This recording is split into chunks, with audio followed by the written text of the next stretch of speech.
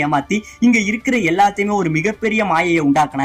நீ இந்த இடத்தை விட்டு வெளியில போகவே முடியாது, ஏன்னா நீ ஏற்கனவே என்னோட தலகுள்ளதான்டா இருக்க அப்படின்னு சொல்லி இந்த இடத்தோட மாயை எல்லாமே மறையுதுங்க.